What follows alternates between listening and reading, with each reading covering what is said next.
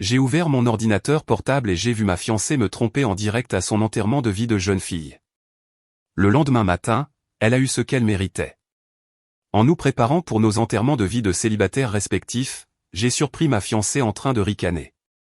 J'ai invité mon ex-amant, j'espère qu'il viendra parce que j'ai passé toute la journée à m'épiler de partout pour lui. Lol. Ses amis ont hurlé de rire. Je suis resté silencieux. Le lendemain, elle s'est réveillée en s'attendant à avoir le petit déjeuner au lit. À la place, elle a eu le choc de sa vie. Vous voyez ce moment où votre monde entier implose, mais que vous restez là, planté avec une brosse à dents à la main, comme une sorte de guerrier de l'hygiène dentaire qui vient de se prendre la réalité en pleine figure? Ouais. C'était moi mardi soir dernier, à environ 22h30, heure de l'Est. Le moment exact où ma vie a officiellement sombré dans le ridicule pour s'écraser la tête la première dans un tas de trahisons, assaisonné de rasoirs Gillette venus. Je m'appelle Julien, au fait. J'ai 32 ans, je possède une entreprise de bricolage qui marche plutôt bien, je conduis un pick-up qui a connu des décennies meilleures, et jusqu'à ce fatidique mardi soir, j'étais fiancé à une femme nommée Marissa. Je pensais qu'elle était la femme de ma vie. Alerte spoiler, elle ne l'était pas. Elle ressemblait plutôt à la chute d'une blague que je ne savais même pas que j'étais en train de raconter. J'étais donc là, à m'occuper de mes affaires dans notre salle de bain, celle que nous avions rénovée ensemble 6 mois plus tôt, avec ces fameux carreaux de métro chic qu'elle avait absolument voulu parce qu'ils faisaient très Pinterest. Je faisais ma routine habituelle du soir, me brossant les dents avec la brosse à dents électrique qu'elle m'avait offerte pour Noël, celle qui bourdonne comme un souffleur de feuilles en fin de vie et qui me donne l'impression que ma mâchoire vient de faire 10 rounds contre un marteau-piqueur. Un cadeau hyper romantique, n'est-ce pas? Ça aurait dû être mon premier signal d'alarme. Mais le recul est une science exacte, et je suis apparemment aveugle comme une taupe quand il s'agit de cerner les femmes. La porte de la salle de bain était juste assez entr'ouverte pour laisser passer le son. C'est là que je l'ai entendu. Marissa était dans notre chambre, ricanant comme une adolescente qui vient d'être invitée au bal de promo par le capitaine de l'équipe de foot. Sauf que nous sommes des adultes, et le seul capitaine de sa vie aurait dû être moi, étant donné que j'étais censé l'épouser exactement 48 heures plus tard. Oh mon Dieu, les filles, disait-elle à ses copines, qui participaient visiblement à une sorte de réunion stratégique pré-enterrement de vie de jeune fille sur haut-parleur. Je pouvais entendre leur voix grésiller à travers son iPhone, telles des sorcières ricanantes préparant un maléfice. J'ai carrément invité Derek à mon enterrement de vie de jeune fille demain soir. Vous savez, mon ex de la fac? Celui avec la moto et les tatouages. Ma brosse à dents s'est arrêtée net. Derek. Ce nom m'a frappé comme une brique à travers une fenêtre. Derek était le type avec qui elle était sortie pendant 3 ans avant qu'on se mette ensemble. Celui dont elle prétendait qu'il n'était qu'un ami chaque fois que son nom surgissait au hasard des conversations.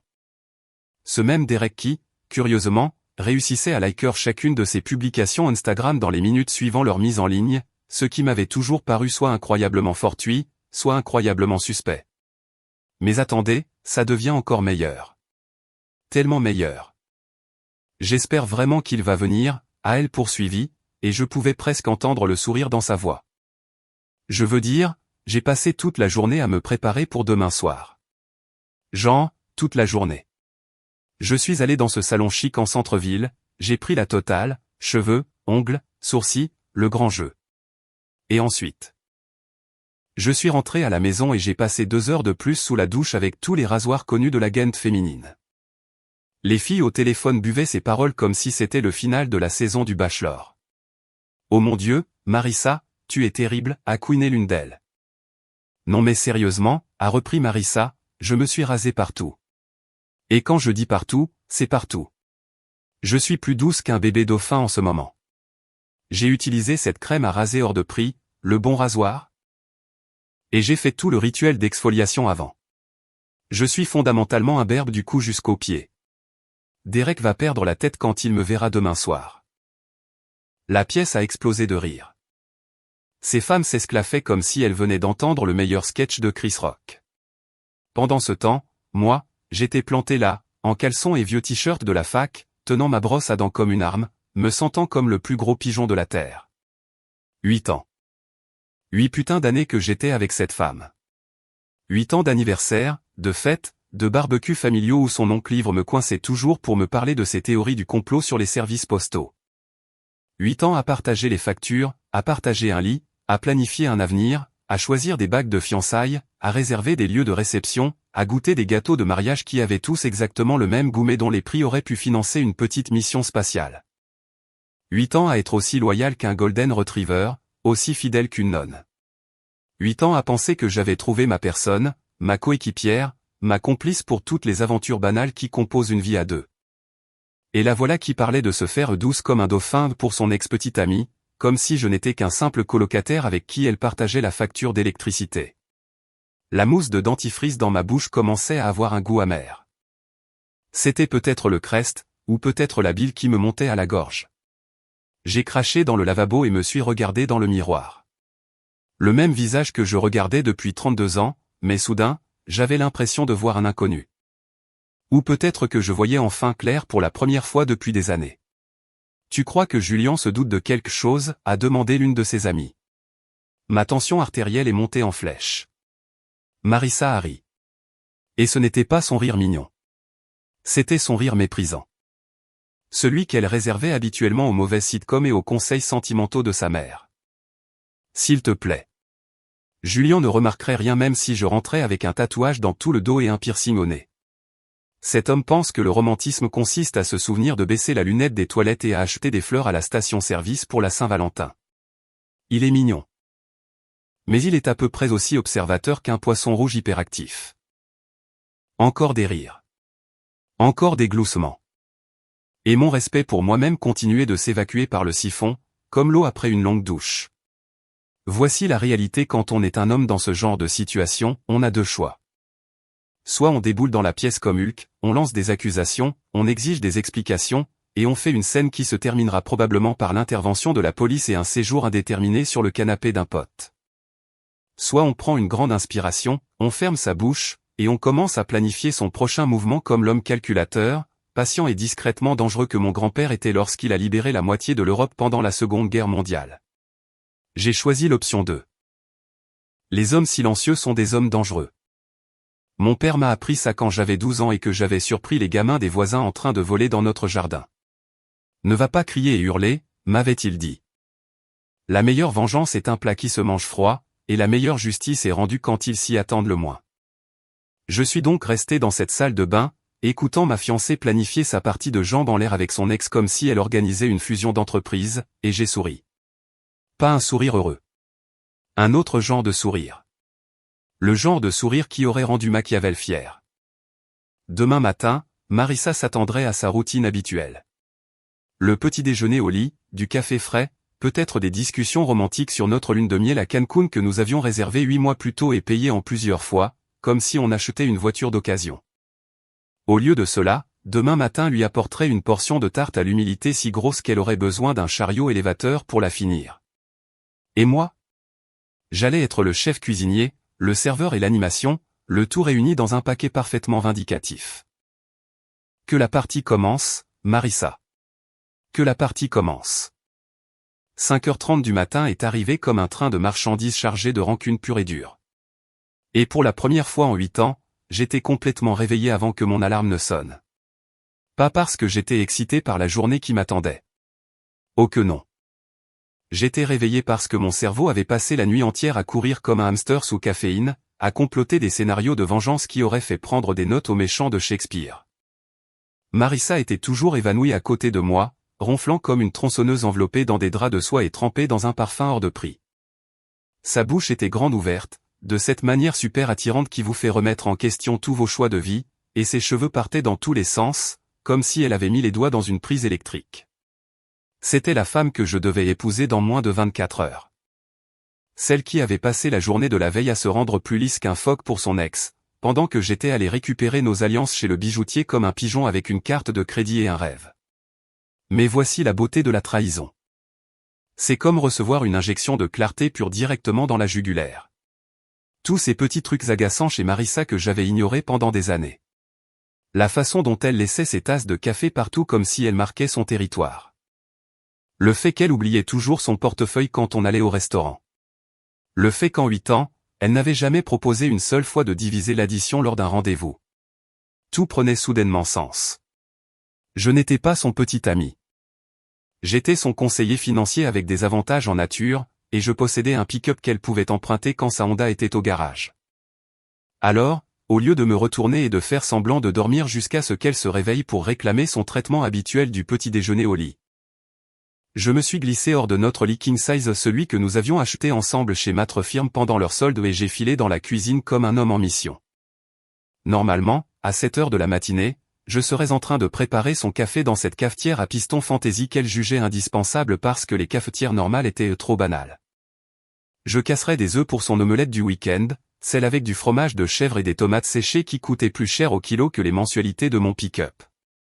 Je presserais du jus d'orange frais et disposerais le tout sur le plateau de petit déjeuner que sa tante Margaret, qui sentait toujours la naphtaline et la déception, nous avait offert pour nos fiançailles. Mais aujourd'hui, j'avais d'autres projets.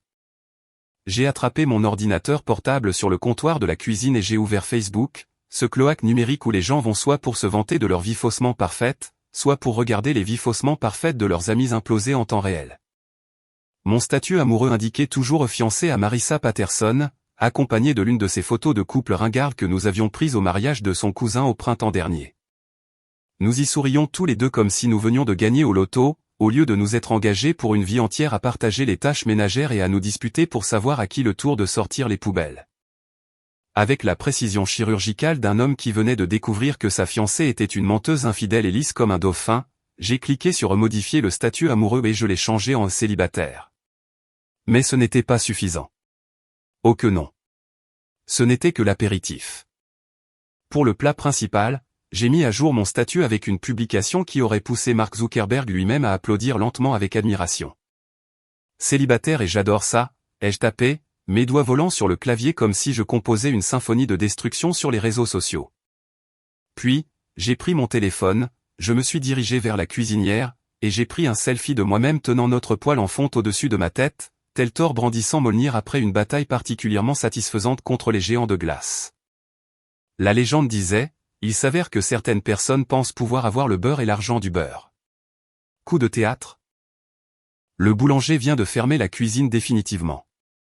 Il est temps de cuisiner de nouvelles opportunités. Cuisine haute tension, mieux vaut être seul, j'ai cliqué sur publier à très exactement 6h42 du matin. Puis, je me suis adossé à ma chaise, avec mon café normal préparé dans ma cafetière normale comme un être humain normal, et j'ai regardé les feux d'artifice numériques commencer. En l'espace de 10 minutes, mon téléphone bourdonnait comme une abeille qui viendrait de découvrir un champ de fleurs entièrement fait de sucre. Les notifications s'enchaînaient sur mon écran. Des likes, des commentaires, des partages, et des messages privés de gens dont je n'avais pas eu de nouvelles depuis le lycée. C'était comme regarder un réseau de commérage d'une petite ville s'activer en direct. Et laissez-moi vous dire, les ragots de petite ville vont plus vite qu'une livraison Amazon Prime, avec une valeur de divertissement nettement supérieure. Mon pote Louis a été le premier à commenter, et son message est apparu sur mon écran à 6h51. Mec, tu viens de rompre avec Marissa la veille de ton mariage? Soit c'est le truc le plus sauvage que j'ai jamais vu, soit tu as complètement perdu la tête. Dans tous les cas. J'adore. Emoji qui pleure de rire, emoji feu. J'ai répondu immédiatement, Nan, c'est elle qui a provoqué la rupture. Je ne suis que le livreur qui s'assure que tout le monde reçoive le message. À cette heure, ma publication comptait 43 likes, 17 commentaires, et avait été partagée 6 fois. Mon téléphone n'arrêtait pas de vibrer avec des messages d'amis, de membres de ma famille, de collègues, et de vagues connaissances qui n'avaient apparemment rien de mieux à faire un samedi matin que de regarder ma relation exploser en direct. Comme une sorte de télé-réalité filmée entièrement sur les réseaux sociaux. Mon cousin Danny de Phoenix, frérot, qu'est-ce qui s'est passé? Le mariage n'était pas demain. Mon ami du lycée, Sarah, OMG, Julien. Ça va? Appelle-moi si tu as besoin de parler. Mon voisin Bob, à qui j'avais dû parler 5 fois en 3 ans, quoi qu'il se soit passé, tant mieux pour toi de ne pas te laisser faire. Les vrais hommes ne laissent personne leur marcher sur les pieds. Même ma mère s'y est mise, ce qui était à la fois touchant et légèrement terrifiant. Mon chéri, je ne sais pas ce qui s'est passé, mais je suis fier de toi. Tu mérites quelqu'un qui te traite avec respect. Au fait, tu penses qu'on peut encore rendre le gâteau de mariage? J'ai payé la compte. Mais la vraie pépite est venue de Louis à 7h23, mec, ma copine vient de me montrer les stories Instagram de Marissa d'hier soir. Elle était dans un salon chic pour se faire la totale. En postant à quel point elle était excitée pour sa soirée spéciale. Les hashtags étaient enterrement de vie de jeune fille, je me sens sexy, quelqu'un de spécial. Soit elle prévoyait de te faire la surprise à ton enterrement de vie de garçon, soit. Disons juste que les calculs ne jouent pas en sa faveur. J'ai fait une capture d'écran du message de Louis et l'ai ajouté à ma collection croissante de preuves. Non pas que j'en ai eu besoin. J'avais entendu tout ce qu'il fallait de mes propres oreilles. Mais il y a quelque chose de profondément satisfaisant à avoir les factures quand les gens commencent inévitablement à poser des questions ou à essayer de vous faire passer pour le méchant de l'histoire. À 8 heures, la publication avait dépassé les 60 likes, et la section des commentaires ressemblait à un groupe de soutien numérique pour les personnes qui s'étaient fait avoir par leurs partenaires. De parfaits inconnus partageaient leurs propres histoires de rupture, donnaient des conseils, et traitaient globalement l'implosion de ma relation comme l'événement le plus divertissant de notre ville depuis que le maire s'était fait pincer pour avoir détourné les fonds du festival annuel du maïs. Et pendant tout ce temps, Marissa continuait de dormir, totalement inconsciente que son secret était désormais aussi discret qu'un panneau publicitaire sur l'autoroute. Elle ne se doutait pas que, pendant qu'elle rêvait de son rendez-vous doux comme un dauphin avec des recs, j'avais méthodiquement démantelé 8 années de mensonges avec rien d'autre qu'un smartphone. Une poêle à frire est le genre de colère légitime qui pourrait alimenter une petite ville en électricité. Le meilleur dans tout ça? La journée ne faisait que commencer. À midi, mon post Facebook était officiellement devenu viral, du moins selon les standards de notre petite ville. Nous parlons d'un endroit où la plus grosse nouvelle implique généralement la vache de quelqu'un qui s'est échappé, ou l'équipe de foot du lycée qui se qualifie pour les régionales. Mon implosion amoureuse était donc l'équivalent sur les réseaux sociaux du spectacle de la mi-temps du Super Bowl, avec en prime les dysfonctionnements vestimentaires et les spectateurs confus. J'étais assis sur mon porche, buvant ma 3e tasse de café, regardant les voisins faire semblant de ne pas fixer ma maison, quand le vieux pick-up Chevy Silverado cabossé de Carter est arrivé en grondant dans ma rue comme un tremblement de terre mobile. Le pick-up était plus vieux que certains gamins de la ville, peint dans une couleur qui avait été bleue autrefois, mais qui ressemblait maintenant davantage à une forme de tristesse industrielle. Et il faisait plus de bruit qu'un chantier en pleine heure de pointe. Carter s'est garé dans mon allée avec toute la subtilité d'un train de marchandises percutant un mur de briques, et je pouvais le voir sourire à travers le pare-brise comme s'il venait de gagner au loto et de découvrir un remède contre la gueule de bois le même jour. C'était un homme qui vivait pour le drame. Non pas qu'il le créait, attention, mais il l'analysait avec le dévouement d'un commentateur sportif décortiquant le touchdown décisif d'un match. Il a bondi de son pick-up en tenant un sac en papier d'Einstein Bros. Bagel et en dégageant assez d'autosatisfaction pour propulser un petit avion. Carter était mon meilleur ami depuis que nous avions 12 ans et que nous avions découvert que nous détestions tous les deux la balle aux prisonniers avec la passion de 1000 soleils brûlants. Au fil des ans, il était devenu le genre de gars capable de trouver le bon côté d'une apocalypse nucléaire et de vous faire rire pendant que vous vous cachiez dans un bunker en mangeant des haricots en boîte. Eh bien, a-t-il lancé en grimpant les marches de mon Porsche avec une touche théâtrale. Si ce n'est pas l'homme de la situation, la légende en personne. Le gars qui vient de transformer le week-end de son mariage en l'événement le plus divertissant de cette ville depuis que les guirlandes de Noël de Madame Henderson ont pris feu et détruit la moitié du quartier. J'ai désigné la chaise vide à côté de moi. Bonjour, rayon de soleil. Je vois que la nouvelle a atteint même ta grotte d'ermite. Grotte d'ermite? Carter s'est laissé tomber sur la chaise et a commencé à fouiller dans son sac. Mon frère, je reçois des SMS depuis 7 heures du matin de gens à qui je n'ai pas parlé depuis que Clinton était président. Ta petite annonce sur Facebook est devenue l'événement mondain de la décennie. Il a sorti 2 bagels tout garnis et une boîte de fromage à la crème. J'ai apporté de quoi tenir le coup pour les retombées. Je me suis dit que tu allais avoir besoin de force pour ce qui s'en vient. Ce qui s'en vient, ai-je demandé, même si j'en avais une assez bonne idée. Carter a sorti son téléphone avec l'enthousiasme d'un magicien sur le point de révéler son meilleur tour. Oh, mon doux et naïf ami. Tu n'as aucune idée du genre d'incendie numérique que tu as déclenché. Il a fait glisser son doigt sur l'écran, son sourire s'élargissant à chaque seconde. D'abord, ton post a été partagé 37 fois. Dans une ville de 8000 habitants, c'est fondamentalement l'équivalent de s'offrir une page entière de publicité dans le New York Times. Il m'a montré son téléphone et j'ai failli m'étouffer avec mon café. Des captures d'écran de ma publication flottaient sur Facebook comme des virevoltants numériques, accompagnés de commentaires de gens dont j'avais oublié l'existence. Ma prof d'anglais du lycée l'avait partagé avec une légende disant que les jeunes d'aujourd'hui ont encore de la colonne vertébrale. La dame qui tenait le dîner local l'avait posté dans le groupe Ce qui se passe en ville avec 3 émojis feu. Même mon coiffeur avait apparemment ressenti le besoin de donner son avis, affirmant que les vrais hommes ne laissaient pas les femmes leur marcher sur les pieds. Mais attends, a continué Carter, s'amusant visiblement follement. C'est encore tellement mieux. Tu te souviens de Jenny Morrison? Elle travaille à la banque, elle est sortie avec ce gars bizarre qui avait un furet. Malheureusement pour Marissa, eh bien, Jenny se trouve être amie avec elle sur Instagram. Et apparemment, ta chère fiancée a été très active sur les réseaux sociaux ces derniers temps. Il a fait défiler une série de captures d'écran qui ont fait grimper ma tension en flèche. Regarde sa story d'hier après-midi. Elle était là, dans toute sa splendeur en Technicolor. La story Instagram de Marissa de la veille, avec des selfies pris dans ce qui semblait être le salon le plus chic dans un rayon de 80 km. La première photo la montrait en train de se faire coiffer, avec la légende, chouchoutée pour une soirée très spéciale. Emoji vernis à ongles scintillants, prends soin de toi occasion spéciale. La deuxième photo la montrait en train de se faire une manucure, avec la légende, rien que le meilleur pour les festivités de ce soir. Ongles de rêve trop excités. Mais le coup de grâce, c'était la troisième photo. Un selfie devant un miroir de Marissa en peignoir, dans ce qui ressemblait à un spa, avec une légende qui m'a fait tressaillir l'œil, traitement complet du corps terminé. Quelqu'un va être très heureux ce soir. Emoji clin d'œil, emoji feu. Douce prêtée à tout ambiance enterrement de vie de jeune fille. D'où Jésus, ai-je marmonné.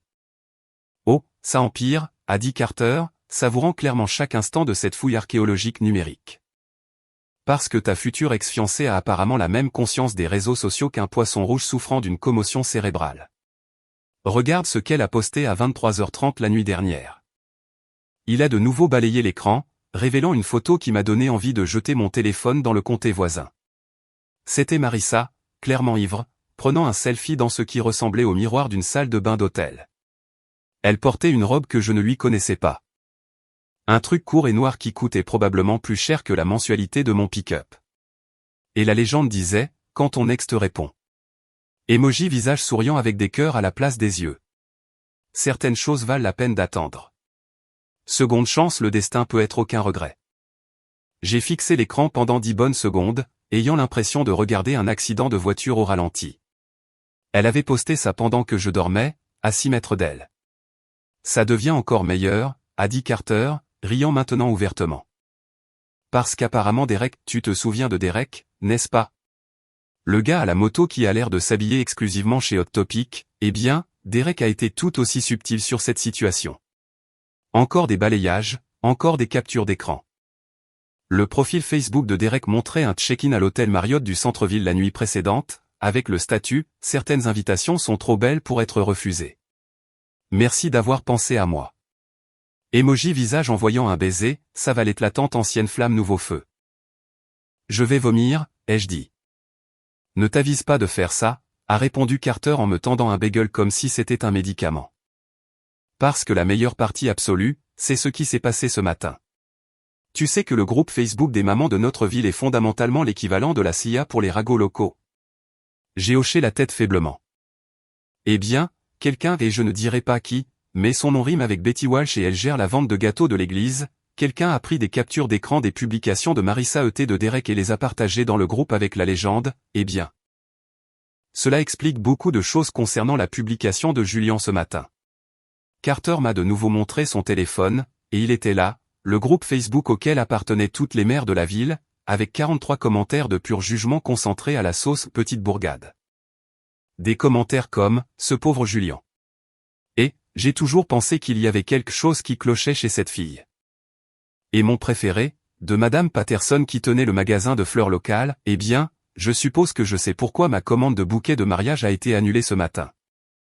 Le hashtag je me rase pour mon ex est littéralement en tendance dans les groupes Facebook de notre ville, a dit Carter en essuyant des larmes de rire. Je n'ai jamais rien vu de tel. C'est comme regarder la version numérique d'une lapidation publique. Sauf qu'au lieu de jeter des pierres, les gens jettent des émojis qui pleurent de rire et font des commentaires passifs-agressifs sur la fibre morale. Je me suis reculé dans ma chaise, le bagel à la main, regardant ma voisine Madame Chien faire semblant d'arroser ses pétunias déjà mortes tout en écoutant manifestement notre conversation aux portes. L'absurdité de toute la situation commençait à me frapper, comme la réaction à retardement d'une farce. 8 années de ma vie venaient d'être réduites à un hashtag tendance et à une collection de captures d'écran échangées comme des cartes à collectionner. Tu sais quelle est la partie la plus folle, ai-je fini par dire. Quoi donc? Elle pensait être discrète. Elle pensait m'avoir dupé. Pendant ce temps, elle documentait toute l'affaire sur les réseaux sociaux comme si elle se présentait aux élections du trompeur de l'année et voulait s'assurer d'avoir un programme de campagne solide. Carter a levé sa tasse de café dans un toast parodique. À Marissa Patterson, la femme qui a transformé l'infidélité en art de la performance et qui a offert à notre ville son meilleur divertissement depuis le scandale du maire. Et à toi, mon ami. Pour avoir eu les couilles de lui servir un retour à la réalité accompagné d'une bonne dose d'humiliation publique. Elle n'est même pas encore réveillée, ai-je dit en vérifiant l'heure sur mon téléphone. Elle n'a aucune idée de ce qui l'attend. Le sourire de Carter aurait pu alimenter tout le réseau électrique. Oh, mon pote, ce n'est que la première partie. Attends qu'elle se réveille et qu'elle regarde son téléphone. Le vrai spectacle n'a même pas encore commencé. Ce soir-là, alors que Marissa était cloîtrée dans notre chambre, faisant ce qui ressemblait à une véritable crise de nerfs sur haut-parleur avec ses copines, beaucoup de pleurs. Beaucoup de je n'arrive pas à croire que ça arrive et assez de reniflements pour rivaliser avec une garderie en pleine épidémie de grippe, j'ai décidé qu'il était temps de sortir l'artillerie lourde. Et par artillerie lourde, je veux parler de Darius Washington, mon ancien camarade de l'armée qui avait troqué ses Rangers contre un costume cravate et qui dirigeait désormais la société de sécurité privée la plus prospère dans un rayon de 150 km. Darius et moi avions servi ensemble en Afghanistan, à l'époque où nous étions jeunes, stupides et pensions être à l'épreuve des balles. Il m'avait sauvé la mise plus de fois que je ne pourrais les compter, et je lui avais rendu l'appareil à quelques occasions. Cet homme avait un don pour trouver les choses qui ne voulaient pas être trouvées, et pour découvrir des vérités que les gens passaient un temps et des efforts considérables à essayer d'enterrer. Après sa démobilisation, il avait transformé ses compétences en une entreprise légitime spécialisée dans les vérifications d'antécédents, la sécurité d'entreprise, et les enquêtes ponctuelles du genre mon conjoint se comporte bizarrement, pouvez-vous découvrir pourquoi? Il a répondu à la deuxième sonnerie, ce qui était typique de Darius. L'homme était toujours prêt à l'action, que ce soit pour esquiver des tirs de mortier à Kandahar ou pour aider une mère de famille de banlieue à découvrir si son mari travaillait vraiment tard ou s'il s'affairait avec les serveuses du bar des sports locales. Julian, mon gars. Sa voix grave a résonné dans le téléphone comme un tonnerre lointain. Je me demandais quand tu allais m'appeler. J'ai déjà entendu parler de ta petite annonce Facebook via le téléphone arabe. Les petites villes, pas vrai? Les nouvelles vont plus vite qu'un cochon graissé sous la pluie. Ouais, eh bien, le téléphone arabe ne connaît même pas la moitié de l'histoire, ai-je répondu en m'installant dans mon fauteuil inclinable avec une bière fraîche. J'ai besoin de ton expertise professionnelle sur ce coup-là, D. On parle d'une opération de renseignement à grande échelle. Oh, ça a l'air croustillant, a gloussé Darius. Dis-moi tout, mon frère. Dans quel genre de pétrin ta charmante fiancée s'est-elle fourrée? Je lui ai fait un résumé complet. La conversation téléphonique surprise, les commentaires sur l'épilation, les stories Instagram que Carter m'avait montrées. Les frimes pas si subtiles de Derek sur les réseaux sociaux, et le sentiment général d'avoir vécu avec une étrangère pendant la majeure partie de ces 8 dernières années. Darius a écouté sans m'interrompre, ce qui faisait partie de ses compétences professionnelles. Cet homme pouvait absorber l'information comme une éponge et la traiter comme un superordinateur. Donc, si je comprends bien, a-t-il dit quand j'ai eu terminé, elle a rasé tout ce qui se trouvait en dessous de ses sourcils pour son ex-petite amie, elle a documenté le processus de préparation sur les réseaux sociaux comme si elle s'entraînait pour les Jeux Olympiques. Et elle a curieusement pensé que tu ne le découvrirais pas. C'est la version courte, ouais. Et ce fameux Derek, c'est celui avec la moto et la maturité émotionnelle d'un adolescent? C'est bien lui. Il y a eu une pause, durant laquelle je pouvais presque entendre les engrenages tourner dans la tête de Darius. Julian, mon ami, j'ai quelques opinions professionnelles sur cette situation. Je t'écoute. Première opinion, ta fiancée a la même notion de la sécurité opérationnelle qu'un étudiant ivre. Deuxième opinion, ce Derek a l'air d'être aussi vif d'esprit qu'une boule de bowling. Troisième opinion, si tu veux savoir exactement jusqu'où va ce terrier de lapin, je peux te fournir. D'ici 24 heures, un rapport complet de renseignements qui rendra le Pentagone jaloux. De quel genre de rapport de renseignements on parle ici? La totale, a dit Darius, et je pouvais l'entendre se mettre dans ce que je reconnaissais être son mode business. Relevé téléphonique, analyse de l'activité sur les réseaux sociaux, transactions par carte de crédit, registre d'hôtel, le grand jeu. Si ta copine t'a fait des infidélités, je découvrirai quand, où, comment, et probablement ce qu'elle a commandé au service d'étage après. En temps normal, j'aurais pu hésiter. Engager un détective privé pour fouiller dans la vie personnelle de sa fiancée donne l'impression de franchir une ligne, même lorsque cette fiancée a déjà sauté à la perche par-dessus toutes les lignes de la décence et du bon sens. Mais ce n'était pas des circonstances normales. C'étaient des circonstances du genre mon avenir entier vient d'être jeté aux toilettes par une femme qui pense que les stories Instagram sont privées. Fais-le, ai-je dit. Le bilan complet. Je veux tout savoir. Bien reçu. Donne-moi le nom complet de Derek et tous les autres détails que tu as. Je vais commencer à faire des vérifications d'antécédents ce soir et j'aurai des résultats préliminaires d'ici demain matin. Un avertissement, cependant, une fois que je commence à creuser. Il n'y a plus de retour en arrière. Quoi que je trouve, tu devras y faire face. À ce stade, je suis à peu près sûr que je peux gérer tout ce que tu vas déterrer. Ça ne peut pas être pire que de découvrir que ta fiancée a passé sa journée à se pomponner pour un autre homme pendant que tu allais chercher les alliances. Oh, Julian. Darius a ri, mais ce n'était pas un rire joyeux. C'était son rire professionnel, celui qui précédait généralement le moment où le monde de quelqu'un était sur le point d'être bouleversé. Mon doux et innocent salaud. Ça peut toujours être pire. Crois-moi sur parole. Le lendemain matin est arrivé comme le matin de Noël.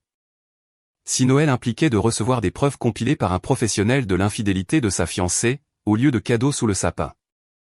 Darius est arrivé à ma porte à 9 heures précises, portant un dossier cartonné assez épais pour étouffer un cheval, et affichant le genre de sourire qui suggérait qu'il avait trouvé de l'or de la pire façon possible. « Bonjour, rayon de soleil », a-t-il dit en s'installant sur ma chaise de cuisine comme s'il s'apprêtait à faire une présentation d'entreprise. « J'espère que tu as pris ton café, parce que nous avons beaucoup de terrain à couvrir. » Il a ouvert le dossier de manière théâtrale et a commencé à étaler des documents comme s'il distribuait une main de poker. Alors, la bonne nouvelle, c'est que ton instinct avait absolument raison. La mauvaise nouvelle, c'est que cette situation est d'une manière ou d'une autre encore plus pathétique que tu ne le pensais. Le premier document qu'il m'a montré était une impression des relevés de carte de crédit de Derek du mois passé. Ton pote Derek planifie ses petites retrouvailles depuis des semaines, a expliqué Darius en pointant diverses transactions. Chambre d'hôtel au Marriott en centre-ville, réservation pour dîner pour 2 dans ce restaurant italien chic de la 5e rue, il a même acheté une nouvelle veste en cuir au centre commercial. Un vrai flambeur. Celui-là. Sauf pour la partie où il a tout mis sur une carte de crédit qui est déjà plafonnée à moins de 50 balles de sa limite. Il est fauché. Plus fauché que les 10 commandements. Ce type a plus de dettes qu'un petit pays. Sa moto? Saisie le mois dernier. Son appartement? 2 mois de retard sur le loyer. Son travail au magasin de pièces automobiles? Disons juste que son taux de présence n'impressionnerait personne. Y compris son agent de probation. Son quoi, pardon? Darius a souri de toutes ses dents et a sorti une autre feuille de papier. Oh, ai-je oublié de mentionner que Derek a un casier judiciaire? Rien de trop grave. Quelques arrestations pour conduite en état d'ivresse, des problèmes de pension alimentaire impayés, un appel pour troubles domestiques de la part de sa dernière copine. Un vrai parti? Ce gars. Ta fiancée a d'excellent goût en matière d'homme. La pile de documents suivante était encore plus instructive. Les relevés téléphoniques montraient que Marissa et Derek s'envoyaient des SMS depuis plus d'un mois, avec une fréquence qui avait considérablement augmenté au cours des 2 dernières semaines. Les reçus d'hôtel confirmaient qu'ils s'étaient vus au moins 3 fois le mois dernier, toujours pendant les heures où j'étais au travail. Mais attends, il y a plus, a dit Darius en sortant son propre téléphone. Parce que ta copine Marissa pense apparemment que les messages Snapchat disparaissent pour toujours, ce qui prouve qu'elle ne comprend rien à la criminalistique numérique du XXIe siècle. Il m'a montré des captures d'écran qui ont fait tomber mon estomac dans mes talons. Des messages entre Marissa et Derek qui étaient si explicites qu'ils auraient pu être utilisés comme preuve dans un procès sur le déclin de la dignité humaine. des plans pour leur soirée spéciale impliquant des scénarios auxquels je ne voulais même pas penser, et encore moins imaginer impliquant ma fiancée et un type qui avait l'air d'avoir été recalé d'un boys band par manque de talent et d'hygiène personnelle. Le diagnostic professionnel. Darius s'est adossé à sa chaise et a rendu son verdict avec la précision impassible d'un médecin légiste. Derek Thompson, 29 ans, sans emploi, fauché, devenant chauve plus vite qu'un homme 2 fois plus âgé que lui, conduisant une Hyundai de location parce que sa moto a été saisie. Et ayant la stabilité financière d'un château de cartes dans un ouragan. Les goûts de ta fiancée en matière de plans de secours sont pires que du lait périmé oublié dans une voiture en plein soleil. J'ai fixé les preuves étalées sur ma table de cuisine comme les pièces d'un puzzle qui révélait une image que je n'avais jamais voulu voir. Elle a jeté 8 ans pour ça. Apparemment oui. Mais voici le coup de grâce, a dit Darius, gardant le meilleur pour la fin. Derek fait le même coup à au moins 2 autres femmes depuis 6 mois. Le gars a tout un système. Il repère des femmes engagées dans des relations sérieuses, débarque avec son discours du « je ne t'ai jamais oublié », obtient ce qu'il veut. Puis disparaît plus vite que de la bière gratuite dans une fête universitaire. Donc, je ne suis même pas spécial. Je ne suis qu'un pigeon de plus. Exactement. Et la beauté de la chose, c'est que tu as ici assez de preuves pour les enterrer tous les deux si profondément qu'il faudra des archéologues pour retrouver leur réputation. Darius s'est levé et a rassemblé ses papiers comme un avocat clôturant un dossier. Alors, Julian, la question est, que veux-tu faire de toutes ces preuves magnifiques, accablantes et absolument irréfutables? J'ai regardé le dossier rempli de preuves que toute ma relation n'avait été qu'un mensonge, puis j'ai regardé Darius, et j'ai commencé à sourire pour la première fois en 24 heures. Je veux m'assurer que tout le monde connaisse l'histoire complète, ai-je dit, en commençant par nos charmants voisins et en remontant jusqu'à l'immortalité sur les réseaux sociaux. Le sourire de Darius aurait pu alimenter une petite ville. Voilà, là, tu parles ma langue.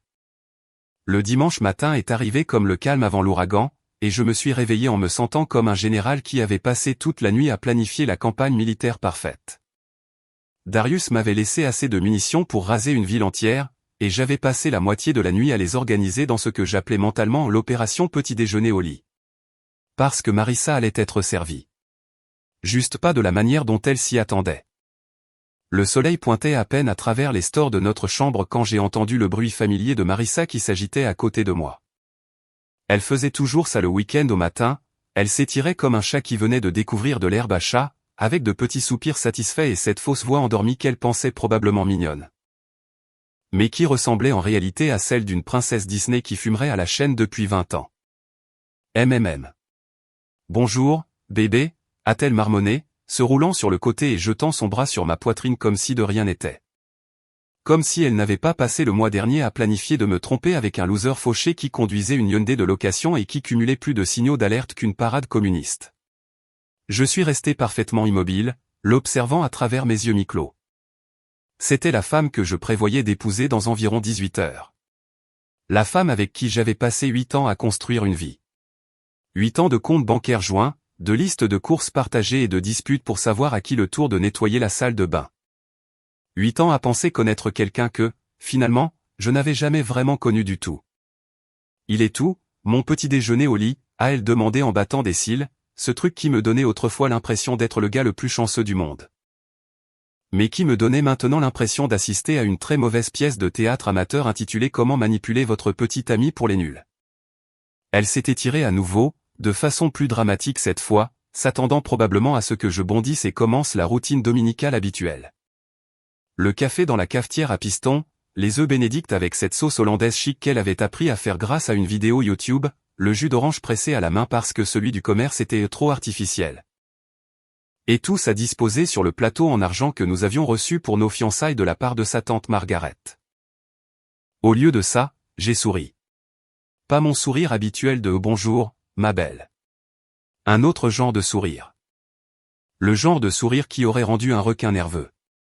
Bien sûr, mon cœur, ai-je dit, en lui embrassant le front comme le fiancé aimant qui n'avait absolument pas passé la veille à rassembler assez de preuves pour détruire sa réputation dans 3 comtés. Donne-moi juste quelques minutes pour tout préparer. Je me suis glissé hors du lit et j'ai marché jusqu'à la cuisine, où j'avais déjà tout préparé la veille au soir.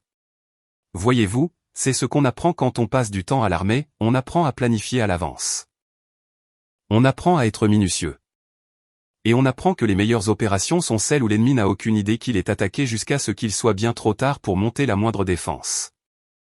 J'ai sorti le plateau de petit déjeuner en argent, celui avec le petit motif floral que Marissa avait spécifiquement demandé pour notre fête de fiançailles parce qu'il avait l'air si élégant et romantique. Je l'ai arrangé avec une précision militaire. La serviette en tissu pliée juste comme il faut. Les petites salières et poivrières en cristal positionnées parfaitement. Même une rose unique coupée du buisson de notre jardin ce matin-là. Mais au lieu des œufs bénédicts et du jus d'orange fraîchement pressé, le plateau ne contenait qu'une seule chose. Une petite enveloppe blanche, le genre qu'on utilise pour une carte de vœux, positionnée pile au centre, comme si c'était la chose la plus importante au monde. À l'intérieur de cette enveloppe se trouvait un seul post-it. Un de ces post-it jaunes vifs que Marissa utilisait pour me laisser de mignons petits messages dans la maison, à l'époque où elle en avait encore quelque chose à faire de notre relation. Mais ce message n'était pas mignon. Ce message était chirurgical. De ma plus belle écriture, j'avais noté « J'espère qu'il t'aime chauve ». Cœur jaune. J'ai rapporté le plateau dans notre chambre comme si je livrais les joyaux de la couronne, le visage affichant le masque parfait de l'innocence du petit ami aimant. Marissa était assise dans le lit, les cheveux toujours en mode tornade post-sommeil, regardant son téléphone avec ce genre d'attention focalisée qu'elle réservait habituellement pour stalker sur Instagram ses amis de lycée qui s'étaient mariés avant elle.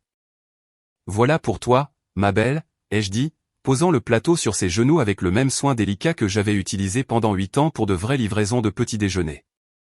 Quelque chose de spécial pour ma fille spéciale. Elle a baissé les yeux vers le plateau et, pendant une fraction de seconde, son visage a exprimé une pure confusion. Comme quand on s'attend à voir un hamburger et qu'on trouve un manuel de calcul différentiel à la place. Son cerveau essayait clairement de traiter ce qu'elle regardait, passant probablement en revue toutes les possibilités. C'est peut-être une lettre d'amour. Peut-être qu'il y a un bijou là-dedans. Peut-être que Julien a prévu une sorte de surprise romantique. Oh, c'était une surprise, ça c'était sûr. Elle a ouvert l'enveloppe avec la même anticipation excitée qu'elle montrait généralement en ouvrant les colis d'Amazon. Elle s'attendait probablement à une sorte de doux message pré-mariage sur combien je l'aimais et à quel point j'étais impatient de commencer notre vie ensemble. Au lieu de cela, elle a déplié le post-it, l'a lu une fois, a cligné des yeux, l'a relu, puis a traversé ce que je ne peux décrire que comme les 5 étapes du deuil, compressées en environ 15 secondes. D'abord, la confusion. Ses sourcils se sont froncés comme si elle essayait de résoudre une énigme écrite dans une langue étrangère. Puis, la reconnaissance. Ses yeux se sont écarquillés alors que son cerveau reliait enfin les points. Ensuite, la panique. Son visage est devenu livide, comme si quelqu'un venait de lui dire qu'elle avait accidentellement fait don de son rein à la science. Puis, la colère. Ses joues ont viré au rouge et sa mâchoire s'est crispée, comme si elle s'apprêtait à lancer une attaque de grande envergure. Et enfin, ce moment magnifique de pure prise de conscience cristalline, elle réalisait qu'elle était complètement et irrémédiablement foutue. Le silence qui a suivi aurait pu servir à tester des armes nucléaires. Je parle du genre de silence si total et si chargé de tension qu'on pouvait presque entendre le bruit du monde de quelqu'un s'effondrer comme un château de cartes pendant un tremblement de terre. Qu'est-ce ? Elle a commencé et s'est arrêtée. Sa voix est sortie comme un étrange croassement, comme si elle avait oublié comment utiliser ses cordes vocales. Qu'est-ce que ça veut dire ? J'ai conservé mon expression innocente, celle que je m'entraînais à faire devant le miroir de la salle de bain depuis 2 jours. À ton avis, qu'est-ce que ça veut dire, mon cœur ? Julien, ce n'est pas drôle. Sa voix montait dans les aigus, atteignant ce registre qui précédait généralement soit des larmes, soit une crise existentielle complète. De quoi tu parles ? Pourquoi écrirais-tu un truc pareil ? Oh, je pense que tu sais exactement de quoi je parle, ai-je dit, en gardant mon ton le plus raisonnable et aimant. Mais si tu as besoin d'un indice, tu devrais peut-être vérifier tes stories Instagram de vendredi après-midi. Tu sais, celle où tu as documenté ton soin corporel intégral pour ton quelqu'un de spécial. Le post-it s'est envolé de ses mains comme un papillon mourant, et elle m'a regardé avec l'expression de quelqu'un qui vient de réaliser qu'il s'est promené toute la journée avec du papier toilette collé sous sa chaussure. Julien, je peux t'expliquer. Oh, je suis sûr que tu le peux, les jeux interrompus, abandonnant enfin mon jeu du petit ami affectueux. Je suis sûr que tu as toute une histoire préparée. Peut-être quelque chose sur le fait que Derek était en ville par hasard. Que c'était tout à fait innocent. Que tu avais juste prévu de prendre des nouvelles d'un vieil ami au Marriott du centre-ville. Son visage est passé du rouge au blanc puis au vert en l'espace de 3 secondes chrono. Comment savait-il pour Derek? Pour l'hôtel? Pour son marathon de SMS depuis un mois? Je me suis assis sur le bord du lit, assez près pour qu'elle puisse voir que j'étais complètement calme, que j'avais le contrôle total de la situation et que j'en avais totalement fini avec elle. Marissa, mon cœur, je sais tout. Et quand je dis tout, c'est absolument tout. Elle a ouvert la bouche, probablement pour se lancer dans une explication désespérée, ou peut-être pour tenter la classique défense du « ce n'est pas ce que tu crois ». À la place, il en est sorti un étrange petit couinement, semblable à celui d'un ballon de baudruche qui se dégonfle lentement. Le mariage est annulé, ai-je déclaré en me levant et en me dirigeant vers la porte. Je vais rester chez Carter jusqu'à ce que tu emballes tes affaires et que tu dégages. Tu as jusqu'à mardi. Julian, attends, m'a-t-elle lancé, sa voix déraillant comme celle d'un adolescent en pleine mue. On peut en parler. On peut arranger ça. Je me suis arrêté dans l'encadrement de la porte et je me suis retourné pour la regarder une dernière fois. Elle était assise dans notre lit, tenant ce post-it comme si c'était une pièce à conviction dans un procès pour meurtre. Ses cheveux étaient toujours en bataille, son visage maculé de larmes, et elle ne s'était même pas rendu compte qu'elle pleurait. Et pendant un bref instant, j'ai presque eu pitié d'elle. Presque. Tu sais quoi, Marissa, ai-je dit. Tu as tout à fait raison. Nous devrions définitivement en parler. En fait, je pense que toute la ville devrait en entendre parler. Considère cela comme ton invitation officielle à t'expliquer devant tous ceux qui posent des questions depuis hier. Je suis sorti de la chambre, la laissant assise là avec son post-it et la prise de conscience de plus en plus nette que son secret n'était plus si secret que ça. Derrière moi, j'ai entendu le bruit d'une vie entière qui tombait en ruine, ce qui normalement m'aurait fait me sentir terriblement mal. Mais aujourd'hui, cela avait le son de la justice. À 18h ce dimanche-là, j'étais censé me préparer pour ce qui aurait dû être le plus grand enterrement de vie de garçon de l'histoire des enterrements de vie de garçon. Carter avait passé des semaines à tout planifier. Un dîner au Mickey's Steakhouse, des verres au pub O'Malley's, peut-être un peu de billard au salon du centre-ville. Et si on se sentait vraiment fou, un karaoké dans ce bar miteux où le micro ne marchait qu'une fois sur 2 et où la serveuse avait l'air d'être là depuis l'administration Carter. Au lieu de ça, je me suis retrouvé assis au O'Malley's à 19h pile, sirotant ma première bière de ce qui s'annonçait comme la soirée la plus thérapeutiquement satisfaisante de ma vie d'adulte. Les gars étaient tous venus malgré les circonstances, ou peut-être à cause d'elles. Et l'ambiance ressemblait moins à une dernière soirée de liberté qu'à une célébration d'avoir évité une balle de la taille d'un train de marchandises. Carter avait apparemment pris sur lui de faire passer le mot sur ce qui s'était passé ce matin-là. Car quand je suis entré au O'Malley's, j'ai eu droit à une standing ovation de la part d'un groupe de gars qui d'habitude n'arrivaient même pas à se mettre d'accord sur ce qu'ils allaient commander pour le déjeuner. C'étaient les mêmes hommes qui avaient prévu de porter un toast à mon futur mariage, et maintenant, ils portaient un toast à ma fuite in extremis de ce que Louis avait déjà commencé à appeler l'équivalent matrimonial du Titanic. Mesdames et messieurs, a annoncé Carter, levant sa bière comme s'il s'apprêtait à prononcer le discours sur l'état de l'Union. Je vous présente Julian Martinez, l'homme qui a transformé son week-end de mariage en la plus grande campagne d'intérêt public sur les enquêtes prénuptiales depuis que le juge Judy a commencé son émission de télé. La table a explosé de rires et d'applaudissements. Il y avait Louis, mon pote de beuverie depuis la fac, qui avait fait la route depuis Sacramento spécialement pour cette fête et qui souriait maintenant comme s'il venait de gagner à la loterie. Tommy, de mon équipe de softball, avait amené son frère Mike, que je n'avais rencontré que 3 fois, mais qui était visiblement là pour la valeur de divertissement. Même le vieux pet de la quincaillerie avait réussi à se faire inviter d'une façon ou d'une autre, il était assis là avec une bière qui paraissait minuscule dans ses mains massives. Gloussant en disant que c'était le meilleur spectacle qu'il ait vu depuis que l'équipe de baseball de son petit-fils avait gagné le championnat. Ok, ai-je dit en m'installant sur ma chaise et en essayant d'avoir l'air humble. Ne nous emballons pas. Je n'ai fait que ce que tout homme raisonnable aurait fait en découvrant que sa fiancée prévoyait de le tromper avec un type qui conduit une Hyundai de location. Une Hyundai de location, a presque hurlé Louis, frappant la table si fort que sa bière a failli basculer. C'est la partie qui me tue. Jean, si tu vas foutre en l'air 8 ans de relation pour un autre homme, assure-toi au moins qu'il possède son propre moyen de transport. Et vous avez entendu parler de la moto, a ajouté Carter, appréciant clairement son rôle de maître de cérémonie de la soirée. Il s'avère que Derek le dieu grec s'est fait saisir sa bécane le mois dernier. Donc, toutes ces photos sur Instagram de lui posant en rebelle vêtu de cuir, il posait en fait avec la propriété de quelqu'un d'autre. Le frère de Tommy, Mike, qui avait bu sa bière discrètement en écoutant l'histoire se dérouler, s'est soudainement redressé. Attendez, on parle de Derek Thompson?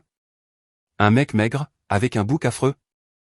Il se prend pour le cadeau de Dieu aux femmes, même s'il a l'air de s'habiller exclusivement sur les présentoirs de vêtements de station-service? Tu le connais, ai-je demandé. Si je le connais? Mec, ce type a essayé de draguer ma femme à l'épicerie le mois dernier. Carrément là, dans le rayon des surgelés, pendant qu'elle achetait des bâtonnets de poisson pour nos enfants. Il a eu le culot de lui dire qu'elle méritait mieux qu'un inconnu de banlieue. Et lui a donné son numéro écrit sur un reçu de chez AutoZone. La table est restée silencieuse pendant environ 2 secondes, puis a explosé d'un rire si bruyant que les gens à l'autre bout du bar se sont retournés pour voir ce qui se passait.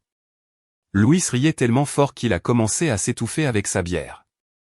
Carter essuyait des larmes.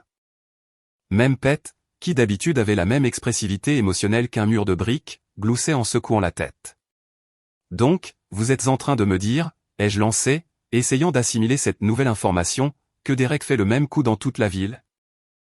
Apparemment, a poursuivi Mike, savourant clairement son moment de gloire.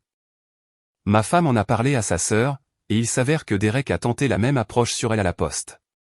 Quelque chose sur le fait qu'elle était trop belle pour perdre son temps avec des hommes ordinaires et comment il pourrait lui montrer à quoi ressemble la vraie passion. La vraie passion, a répété Louis, toujours pris d'un fou rire. Dans une Hyundai de location. Sans boulot, a ajouté Carter. Et avec un casier judiciaire, ai-je renchéri, grâce à l'enquête approfondie de Darius. N'oubliez pas la moto saisie, est intervenu Tommy.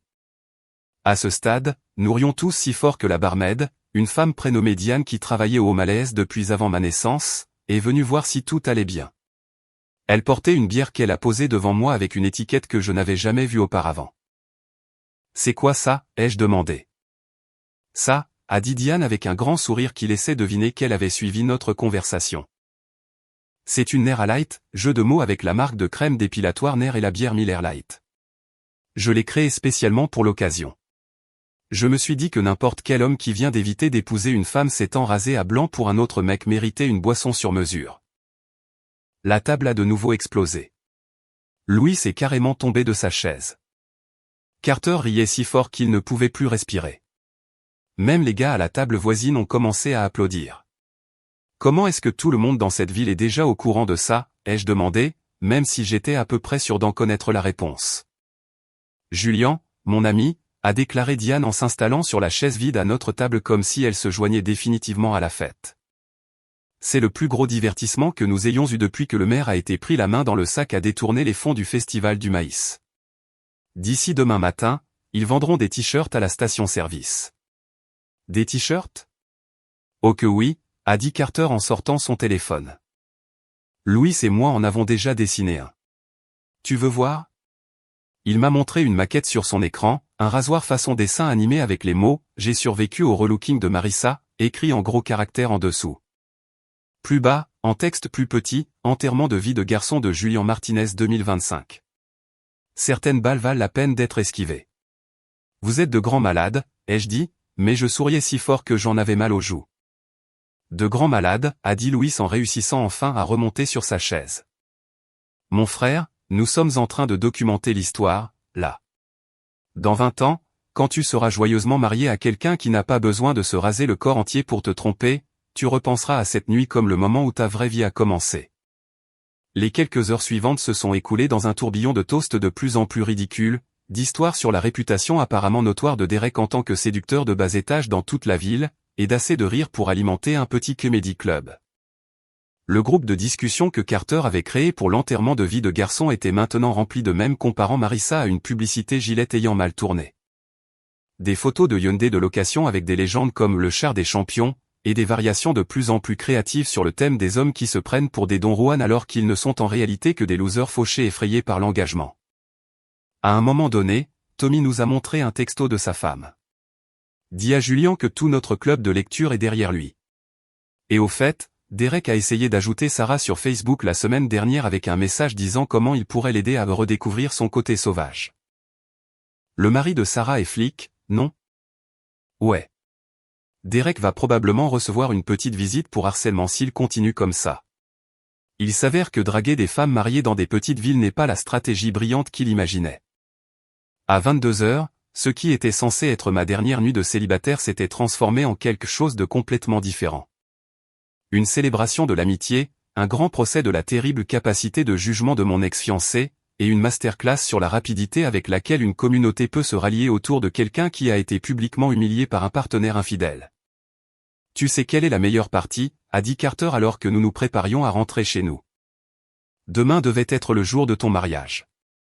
Au lieu de ça, ce sera le premier jour du reste de ta vie, et tu le commences avec la meilleure histoire que personne dans cette ville n'ait jamais entendue. Il avait raison.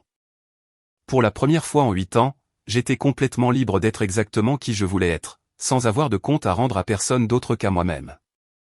Et c'était bien plus agréable que n'importe quel mariage. Le lundi matin, ce qui aurait dû être le jour de mon mariage, s'est levé clair et radieux. Comme si l'univers se moquait personnellement du fait que j'aurais dû être debout devant un autel à cet instant précis, promettant d'aimer, de chérir et d'honorer une femme qui avait apparemment prévu d'utiliser notre lune de miel comme répétition générale pour son vrai voyage romantique avec Derek. Le Roméo au rabais.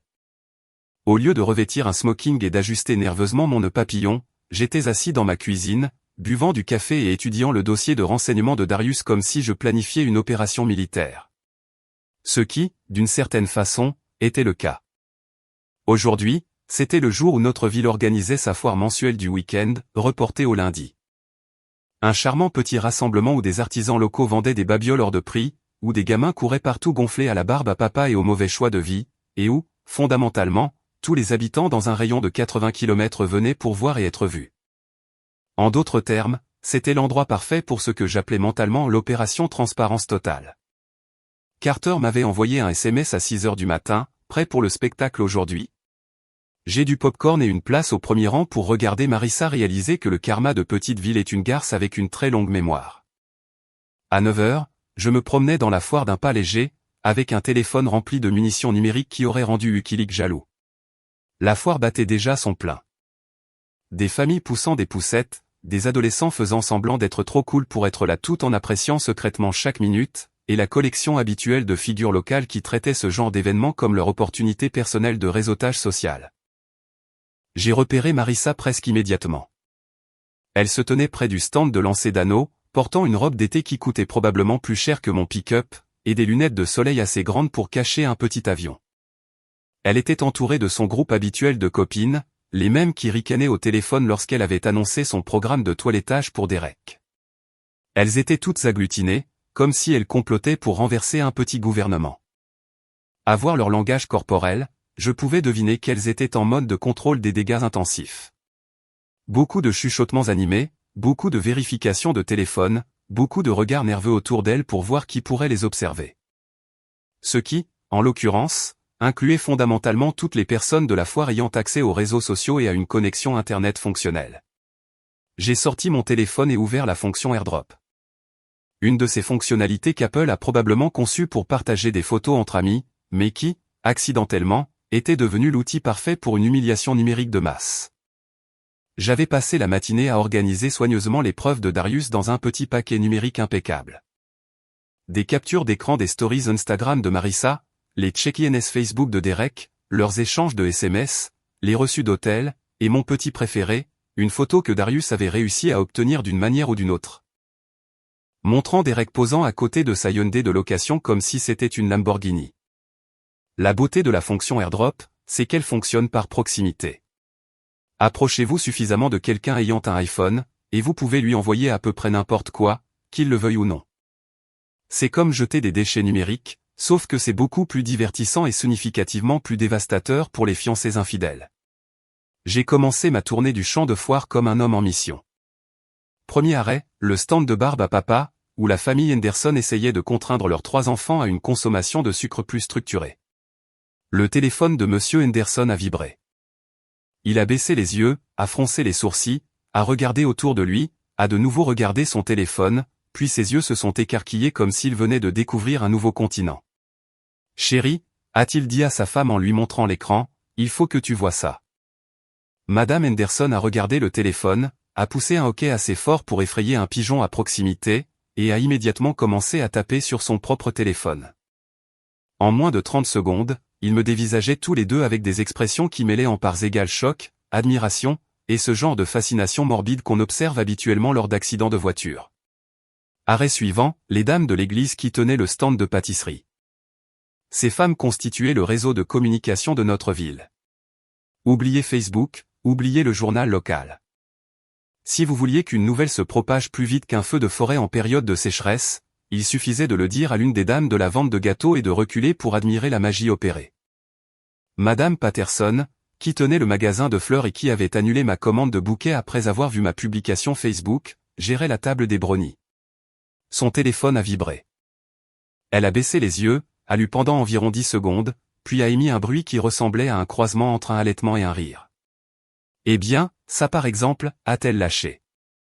Ce qui était particulièrement choquant venant de Madame Patterson, qui était aussi pieuse qu'on puisse l'être et qui, d'habitude, n'aurait pas dit un tel juron même si ses cheveux étaient en feu. Les filles, il faut que vous voyiez ce que Julien vient de m'envoyer. En quelques minutes, tout le stand de pâtisserie était agglutiné autour de téléphones qui passaient de main en main, comme si elles examinaient les preuves lors d'un procès pénal. Leurs commentaires chuchotés valaient de l'or, c'est ça son ex? Il roule dans une voiture de location? Regardez ce reçu d'hôtel. Elle a dépensé plus en service d'étage que je n'en dépense en course. J'ai poursuivi mon circuit, envoyant systématiquement les preuves par airdrop à chaque iPhone apporté. La beauté de la chose résidait dans le timing. Les gens recevaient la notification, regardaient les photos, comprenaient ce qu'ils voyaient, puis commençaient immédiatement à chercher du regard pour comprendre qui avait pu envoyer ça. Et comme j'étais juste un type lambda se promenant à la foire avec une bière et un beignet, personne ne se doutait que j'étais le Robin des Bois numériques venu redistribuer la richesse de l'information. La réaction a été immédiate et spectaculaire.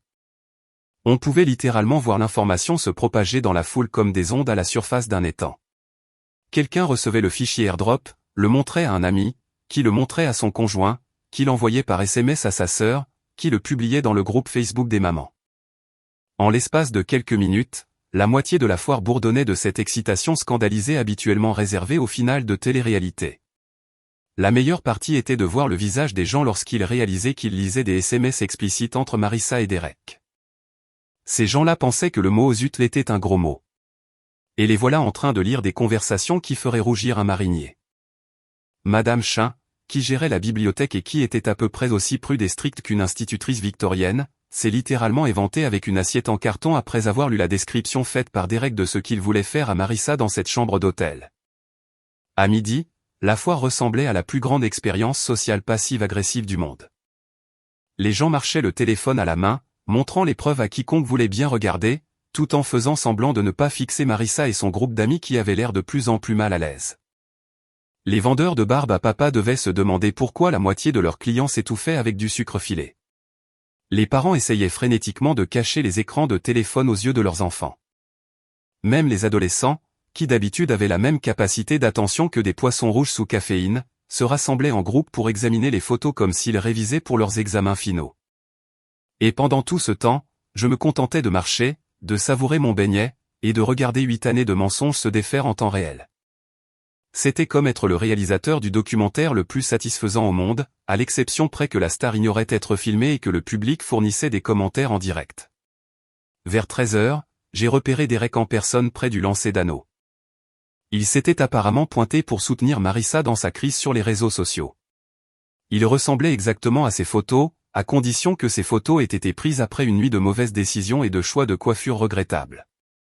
L'homme était maigre d'une façon qui suggérait que son régime alimentaire se composait principalement de boissons énergisantes et de nachos de station-service. Son bouc avait l'air d'avoir été taillé avec un coupe-bordure, et il portait une veste en cuir alors qu'il faisait 26 degrés, comme s'il passait une audition pour une pièce de théâtre amateur de Grise.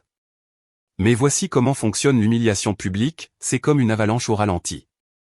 Une fois que ça commence, on ne peut plus l'arrêter, et tout le monde doit juste reculer et regarder la gravité faire son travail. À 14h, le petit groupe de soutien de Marissa s'était réduit à elle et une seule amie fidèle, tandis que Derek se tenait à 3 mètres de là, ayant l'air de préférer être n'importe où ailleurs sur Terre. La foule n'était pas hostile, au sens strict. C'était un événement familial, après tout. Mais il y avait définitivement de l'électricité dans l'air, comme si tout le monde attendait que quelque chose de dramatique se produise. Et mon Dieu, ils allaient être servis. À 15 heures, la foire s'était fondamentalement transformée en la foule de lynchage social la plus polie du monde. Et je commençais à me dire que j'étais peut-être allé un peu trop loin avec mon approche de la transparence numérique. C'est à ce moment-là que j'ai remarqué un petit groupe de personnes s'avançant vers moi avec ce genre d'expression déterminée qu'on voit habituellement sur le visage des équipes d'intervention psychologique ou des témoins de Jéhovah. En tête de cortège se trouvait Brad Kowalski, que je connaissais depuis le lycée et qui avait toujours possédé la malheureuse combinaison d'avoir des opinions tranchées et un très faible esprit de déduction.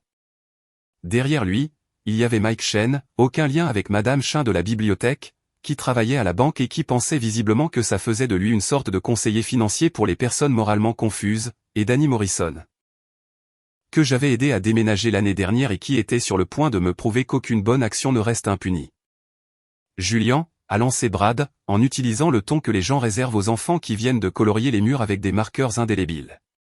Il faut qu'on parle. J'étais debout près du stand de limonade, regardant un couple de personnes âgées essayer de déchiffrer les SMS sur leur téléphone avec l'intensité d'archéologues examinant d'anciens hiéroglyphes, lorsque ce petit comité de citoyens inquiets a décidé de mettre en scène son intervention morale. « Quoi de neuf, les gars ?» ai-je demandé, même si j'avais une très bonne idée de la direction qu'allait prendre cette conversation. Dans chaque drame de petite ville, il y a toujours quelques personnes qui se prennent pour la voix de la raison alors qu'elles ne sont en réalité que des machines à faire du bruit avec des opinions. « Écoute, mec », a commencé Mike Chen, ajustant ses lunettes comme s'il s'apprêtait à donner un cours magistral sur la responsabilité fiscale. « Nous avons tous vu ce qui se passe ici aujourd'hui, et nous pensons que tu vas peut-être un peu trop loin. » « Aller trop loin sur quoi ?» ai-je demandé, avec une curiosité sincère dans la voix. Partager la vérité sur les choix amoureux de mon ex-fiancé ? M'assurer que les gens aient tous les faits en main avant de se faire une opinion. Danny Morrison a fait un pas en avant, et je pouvais voir qu'il essayait de canaliser une sorte d'énergie à la Dr. Phil. Julian, on comprend. Tu es blessé. Tu es en colère. Marissa a manifestement pris de mauvaises décisions, mais toute cette humiliation publique, ça ne te donne pas une belle image, mon frère. Une belle image, ai-je répété, en prenant une gorgée de ma limonade et en savourant réellement l'ironie. Tu sais ce qui ne donne pas une belle image ? Passer 8 ans à construire une relation avec quelqu'un qui prévoit de te tromper avec un type qui roule en Hyundai de location et dont la stabilité financière ressemble à un château de cartes dans un ouragan. Brad a bondi dans la conversation avec le genre de sagesse qu'on attendrait de quelqu'un qui a été marié 3 fois et qui travaillait actuellement sur son 2e divorce. Mais ça ne veut pas dire que tu dois la traîner dans la boue publiquement. Sois l'homme le plus mature ici, Julian. Prends la voie de la sagesse. La voie de la sagesse ? D'où Jésus. Ces gars étaient plantés là, dans une foire municipale où la moitié de la population examinait actuellement les preuves de l'infidélité préméditée de ma fiancée, et ils voulaient que je prenne la voie de la sagesse. Comme si j'étais censé emballer discrètement mon cœur brisé et ma confiance anéantie, et disparaître tranquillement vers le soleil couchant pendant que Marissa aurait le champ libre pour inventer la version de l'histoire qui la ferait passer pour la victime. Laissez-moi vous demander quelque chose, les gars, ai-je dit en posant ma limonade et en les regardant un par un dans les yeux. Quand vous avez découvert que vos femmes vous trompaient. J'ai regardé directement Brad, dont le visage a viré au rouge. Quelqu'un vous a-t-il dit de prendre la voie de la sagesse ? Quand ta petite amie a vidé ton compte en banque et a emménagé avec son entraîneur personnel. Je regardais maintenant Mike. Quelqu'un a-t-il suggéré que tu devrais être l'homme le plus mature et l'accepter silencieusement ?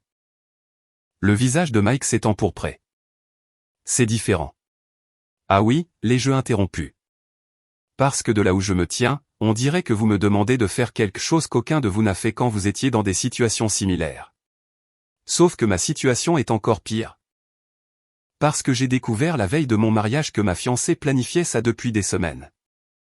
Danny a tenté une autre approche, pensant probablement pouvoir en appeler à mon esprit de solidarité communautaire. Écoute, Julian, on ne dit pas que Marissa avait raison.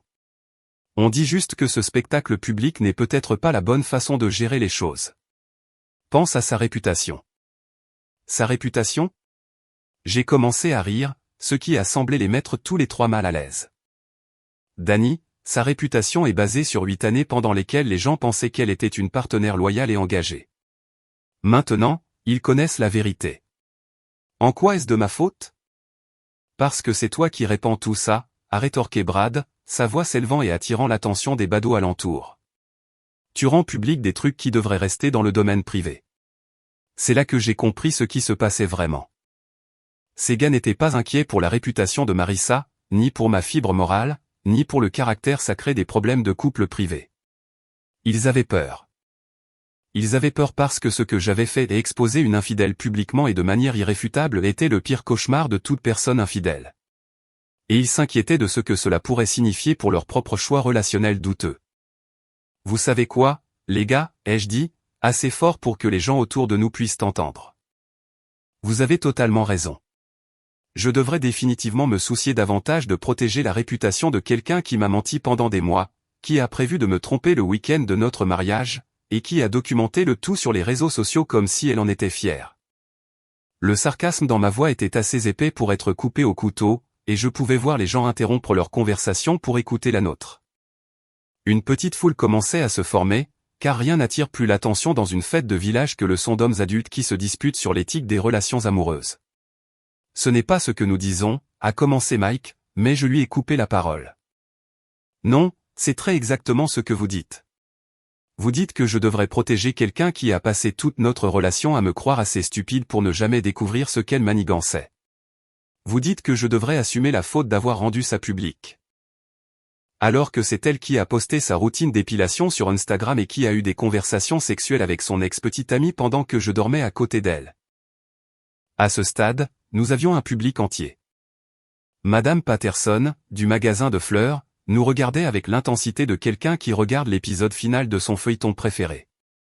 La famille Henderson avait abandonné toute prétention de surveiller ses enfants et nous fixait ouvertement. Même certains adolescents avaient posé leur téléphone pour voir un drame réel se dérouler.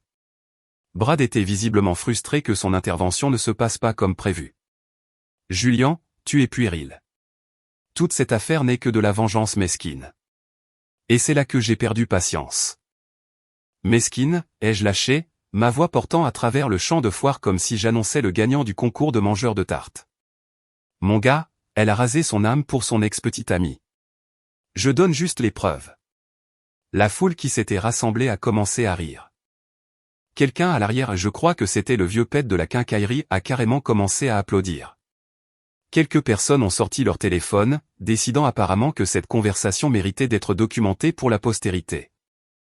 Écoutez, ai-je continué, désormais totalement engagé à faire passer mon message devant Dieu et tout le monde. Je n'ai pas ruiné la réputation de Marissa. Elle a ruiné sa propre réputation en faisant des choix que toute personne raisonnable trouverait dégoûtants. J'ai simplement veillé à ce que tout le monde ait accès aux mêmes informations que moi. Danny a tenté une dernière fois. Mais Julian, pense à l'image que ça donne de toi. L'image que ça donne de moi, les jeux interrompus. Celle de quelqu'un dont on ne profite pas? Celle de quelqu'un qui croit en l'honnêteté et la transparence?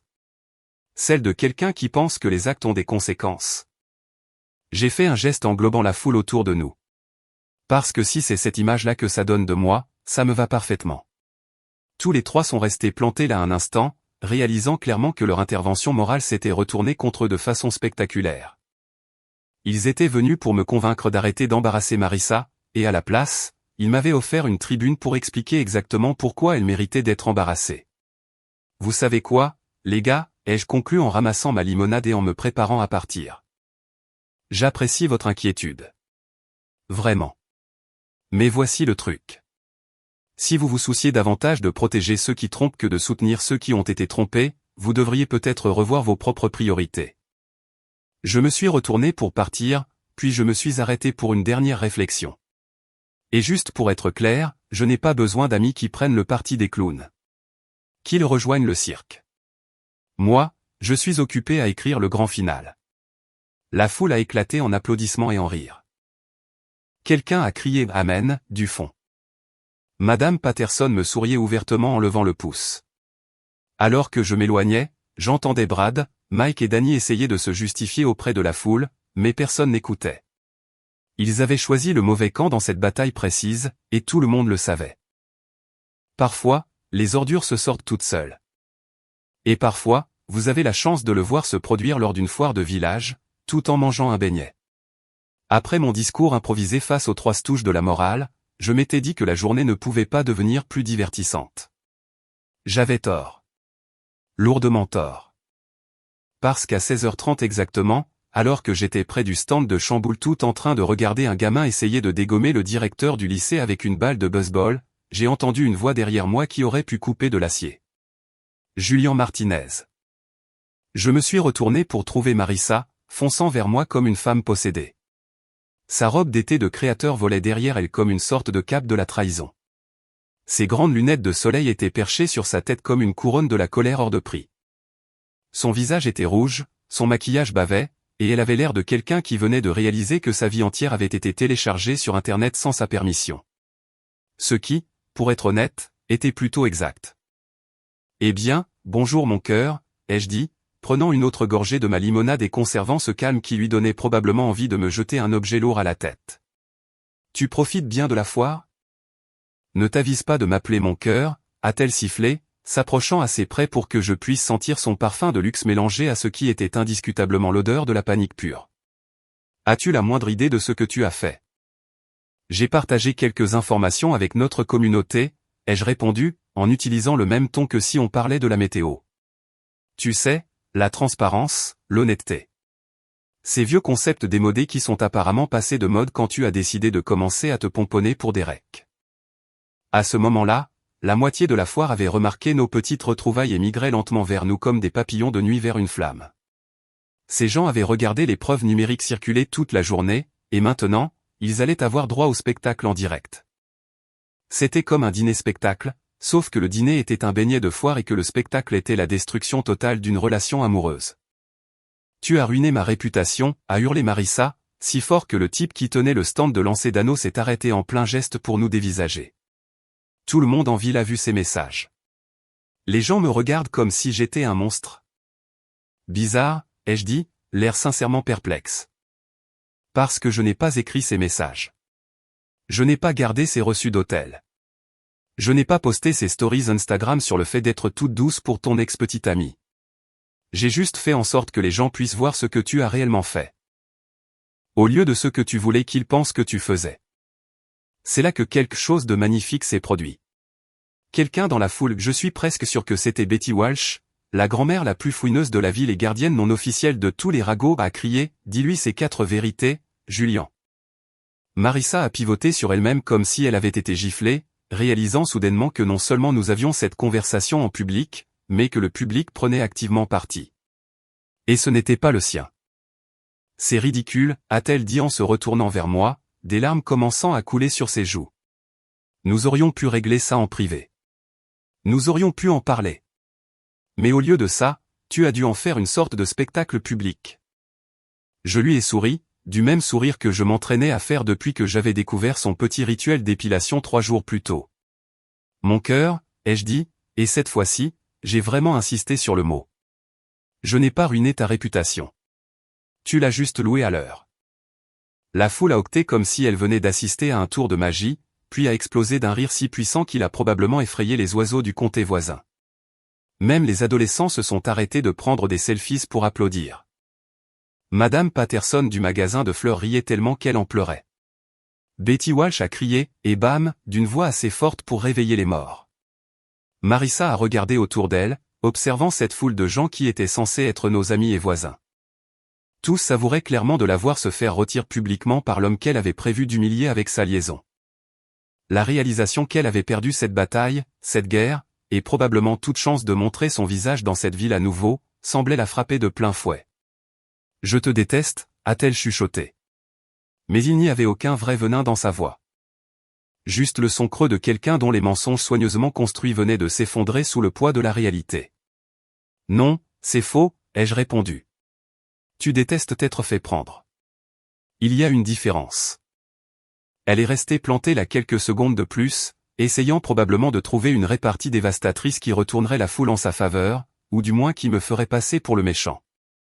Mais quand vous vous tenez devant une centaine de personnes qui ont toutes vu les SMS sexuels entre vous et votre ex, il ne reste plus beaucoup de place pour prétendre à la supériorité morale.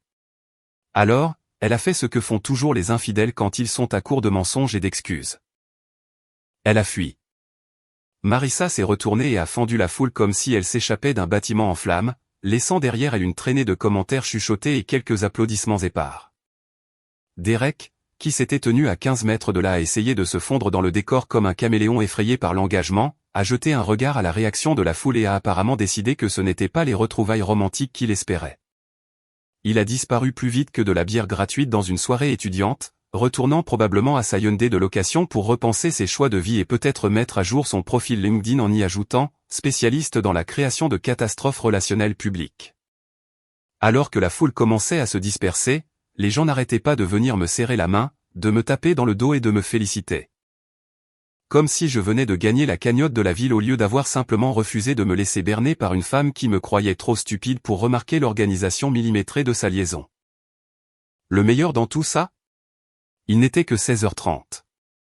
La foire durait jusqu'à 21h, ce qui signifiait que j'avais encore 4h30 pour déguster mon beignet et regarder le statut social de mon ex-fiancé s'effondrer comme un château de cartes dans un ouragan. Parfois, la justice a le goût du sucre glace et de la vindicte publique. 3 semaines plus tard, la poussière était retombée comme après un hiver nucléaire du karma amoureux, et j'étais assis dans ma cuisine, buvant du café dans un mug que Carter m'avait offert. Il y était inscrit « L'ex-fiancé le plus chanceux du monde » en lettres grasses, avec le dessin d'un petit rasoir en dessous. Ce gars n'avait absolument aucun filtre, mais il avait raison.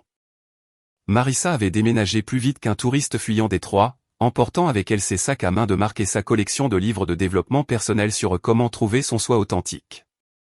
Ce qui, rétrospectivement, était assez ironique, considérant que son soi authentique s'était avéré être un désastre menteur, infidèle, et doux comme un dauphin.